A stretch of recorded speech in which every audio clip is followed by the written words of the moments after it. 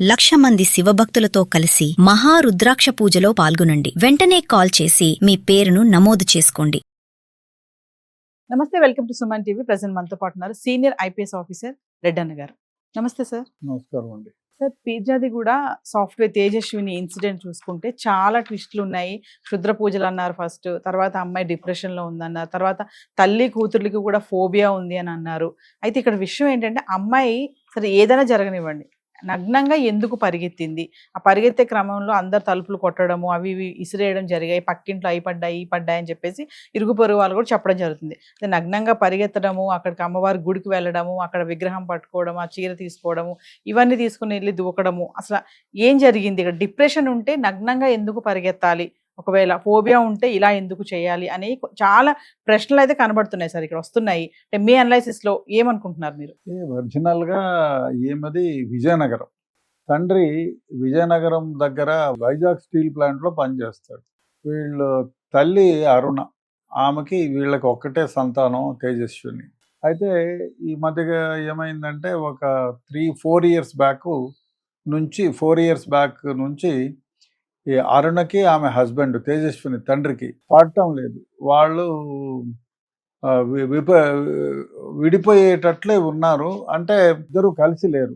వీము దగ్గర ఆమె దగ్గర ఉంది. ఈ అమ్మాయి ఇంత క్రితం బెంగళూరులో తేజస్విని మంచి కంపెనీలో పనిచేసేది, మంచి ప్యాకేజ్ కూడా, అరౌండ్ 2 lakhs ప్యాకేజ్ అంట.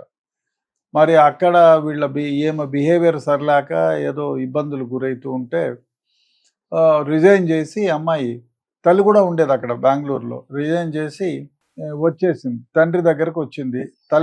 తల్లిని తీసుకొని వస్తే తల్లిదండ్రికి మళ్ళీ అసలు గొడవలు స్టార్ట్ అయ్యి అక్కడ నుంచి వచ్చేసారు. వచ్చేసిన తర్వాత హైదరాబాద్లో ఇంకొక జాబ్ ఉతుక్కోమని తల్లి చెప్తే బలవంతం చేస్తే తల్లితో పాటు ఈమె హైదరాబాద్కి వచ్చి ఎక్కడో వేరే దగ్గర ఉండేది. అక్కడ నుంచి ఈ పీర్జాదిగూడలో ఒక అపార్ట్మెంట్ ఈ రెంటల్ యాప్ ద్వారా, ఎందుకంటే ఎవరన్నా రాగానే ఇల్లు అంటే దొరకదు కదా, హోటల్లో ఉంటే చాలా ఎక్స్పెన్సివ్. అదేవిధంగా ఇద్దరు ఆడవాళ్ళు కాబట్టి వేరే విధంగా చూసేవాళ్ళు కూడా వేరే విధంగా ఉంటుంది. అదేవిధంగా ఇప్పుడు రెంట్కి ఇచ్చేవాళ్ళు కూడా, ఏమమ్మా మీరు ఇద్దరే ఉంటారా, మీ మొగుడు లేడా అడుగుతారు. ఎందుకు, వయసు వచ్చిన పిల్ల, అమ్మాయి కూడా అందంగా ఉంటుంది. సో నానా అనుమానాలు ఉంటాయి కాబట్టి అదేదో యాప్ ద్వారా 1 month కోసం బుక్ చేసుకొని ప్లాట్లు వెతికి చూసిన తర్వాత మంచి ప్లాట్ దొరికితే చేరాలని ఉద్దేశంతో ఉండిపోయినారు. ఆ ప్లాట్లో చేరి కూడా ఇప్పటికీ 22 days 25 days ఏదో అయింది. సో ఇట్లా ఉన్నారు. ఆ పిల్లకి మెంటల్ డిప్రెషన్ ఉంది, ఫోబియా ఉంది, భయపడుతుంది. చిన్న అలికిడి వచ్చినా భయపడిపోతుంది. తల్లికి కూడా మెంటల్ డిప్రెషన్స్ ఉన్నాయి, తల్లికి కూడా ఫోబియాస్ ఉన్నాయి. సో ఆ తల్లికి ఉన్నదే కూతురుకు కూడా వచ్చింది అంటున్నారు. సో ఈమెకి ఫోబియా ఉండేవాళ్ళు వాళ్ళు ఇష్టం వచ్చినట్టు వాళ్ళు బిహేవ్ చేస్తారు. ఆ రోజు కూడా ఏదో మధ్యాహ్నం కూడా ఆటోలో ఎక్కడికో పోయి చూసుకొని వచ్చినారు తల్లి కూతుర్లు ఇద్దరు. అంతకు ముందు రోజు కూడా ఈ అమ్మాయి బయటికి ఎక్కడో జాబ్ కోసం సర్చింగ్ పోయిందో మరి దేనికి పోయిందో, ఆటోలో ఎక్కి ఆ ఉండే ఇల్లు కూడా గుర్తించలేకుండా పోయింది. ఆటో వన్ కూడా చుట్టూరా తిప్పి ఆ ఆటో వన్కు గొడవ పడి కన్ఫ్యూజ్ అయిపోయి, అంటే ఆమెకి మెంటల్గా స్థిరత్వం లేదు. సో ఫోబియా ఉండేవాళ్ళు భయపడతారు, మనుషులను చూస్తే భయపడతారు, జంతువులను చూస్తే భయపడతారు. ఆ విధంగా చివరికి ఏదో ఇల్లు చేరి ఉండిపోయింది. మరి ఏమైందేమో, రాత్రి కలలో అరుస్తుందంట, గట్టిగా కొడుతుంది, అట్లా అంతా చేస్తుంది అమ్మాయి. సో రాత్రి 2 గంటల ప్రాంతంలో ఈ అమ్మాయి లేసొచ్చి, ఏ ఫోబియాలోనో లేసొచ్చి తల్లి ఇంటి రూమ్కి, ఆ సపరేట్ రూమ్లో పడుకుంటారు. 2 bedroom హౌస్ రెంట్కి తీసుకున్నారు. 1900, 3500 కాదు, 1900 ఆ ఓనర్ రోజుకి తీసుకున్నారు. అయితే ఆ అమ్మాయి తలుపు వాళ్ళమ్మ గొల్లెం పెట్టిన తర్వాత బెడ్రూమ్కి బయటకు వచ్చి తన మీద ఒంటి మీద ఉండే బట్టలన్నీ కిటికీలో నుంచి 2nd floor నుంచి కింద పడేసి తన ఇంట్లో నుంచి బయటకు వచ్చి 1st floorలోకి వచ్చి ఒక ఆమె కొడుకు ఇద్దరు ఉంటారు రెంట్కి. ఈమె పైన ఉండే హౌసెస్ అన్నీ కూడా ఇట్లా మంత్లీ రెంట్లకి 15 days రెంట్లకి ఇస్తుంటారు యాప్ ద్వారా. సో దీంట్లో మంచి లాభం ఏమిటంటే, యాప్ ద్వారా వస్తే ఇప్పుడు 2 bedroom హౌస్కి ఎంత ఇస్తారు, 20,000 ఇస్తే మహా, అది పీర్జాదిగూడలో 20,000 మహా. ఇప్పుడు ఈమె డైలీ 1,900 రూపీస్ అంటే 2000 పెట్టుకున్న 60,000 50,000 వచ్చాయి. 50,000 ఎవడిస్తాడు మీకు? వీళ్ళు అన్ని సౌకర్యాలు పెడతారు దీంట్లో. బెడ్లు వేస్తారు, మంచాలు ఇస్తారు, ఫ్యాన్ ఉంటుంది, ఏసీ ఉంటుంది, ఫ్రిడ్జ్ ఉంటుంది, టీవీ ఉంటుంది, అన్నీ ఉంటాయి, గ్యాస్ స్టవ్ ఉంటుంది, ఎవ్రీథింగ్ ఉంటుంది. సో అందువల్ల వీళ్ళు ఇల్లు వెతుక్కోవడానికి ఆ ఇంట్లో ఉన్నారు, వీళ్ళు వెతుకుతూ ఉన్నారు, దొరికితే ఆ ఇంట్లోకి వెళ్ళాలి. అమ్మాయి కూడా ఏదో ఒక రకంగా వేరే సాఫ్ట్వేర్ తీసుకుంటే వైజాగ్కు దగ్గర అవుతుంది, ఎప్పుడైనా పోయి రావచ్చు అనే ఉద్దేశంతో. సో ఈ అమ్మాయి బట్టలు పీకేసి పరిగెత్తుకొని వచ్చి ఫస్ట్ ఫ్లోర్లో ఉండే ఒక ముసలామె తలుపు తడితే ఆమె భయపడి తలుపు తీయలేదు, గట్టి అరుపులు తలుపు కొడితే దొంగలు వచ్చినారేమో, అంత క్రితం ఎవరో దొంగలు వచ్చి ఈ విధంగా దోచుకుపోయినారని చెప్పి భయంతో ఆమె తలుపు తీయలేదు. తర్వాత ఈ అమ్మాయి నగ్నంగా కింద ఫస్ట్ ఫ్లోర్ గ్రౌండ్ ఫ్లోర్లో 4 అబ్బాయిలు ఉంటారు, రోహిత్ అని, తర్వాత రాజేష్, హేమంత్, తరుణ్, 4 ఉంటారు. ఈ రోహిత్ అనేవాడు అప్పుడు 2:30కి ఎవరితోనో ఫోన్ సిగ్నల్ సరిగా రావు ఆ రూమ్లో, అందుకని బయటకు వచ్చి మాట్లాడుతున్నాడు.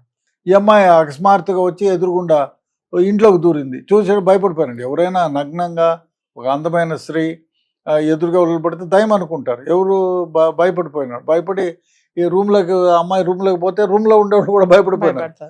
భయపడేటప్పటికి ఈ వీడు అమ్మో నన్ను ఏమన్నా చంపేస్తుందేమో దయమని కథల్లో ఉంటారు కదా, పరిగెత్తిపోయినాడు. ఈ అమ్మాయి కూడా వెంట పరిగెత్తాడు, తిరిగి చూసి వాడు పరిగెట్టిపోయినాడు. ఆ రోహిత్ని పోలీసులు కూడా విచారించారు. సో ఈ అమ్మాయి ఏం చేసింది, పక్కన ఉన్న గుడిలోకి పోయింది, గుడి తలుపు వేసింది, చూస్తే ఒక అమ్మవారిది చిన్న గుడి ఉంది, ఆ గుడిలోకి పోయి కూర్చుంది. సీసీ ఫుటేజ్లో అంతా అక్కడ ఉన్న చిన్న విగ్రహం, రాతి విగ్రహం తీసుకొని ఆ చీర పట్టుకొని పరిగెత్తిపోయి ఆ చెరువులో దూకి చచ్చిపోయింది. సో దీంట్లో ఏమిటంటే మామూలుగా ఈ ఫియర్ ఫోబియా ఉండేవాళ్ళు ఏం చేస్తారో వాళ్ళకే తెలియదు. చాలామందిని చూడండి మీరు, బజార్లో ఉన్నట్టుండి బట్టలు ఇప్పేస్తారు. మనం చాలామంది మెంటల్గా బిహేవ్ చేసే వాళ్ళని చూసాం. ఫియర్ ఫోబియా, ఎవరినో చూస్తే భయపడతారు, బట్టలు ఇప్పేస్తారు. ఈ ఫియర్ ఫోబియా ఉండేవాళ్ళు వాళ్ళు ఏం చేస్తారో వాళ్ళకే తెలియదు. సో కాబట్టి ఇది కామన్.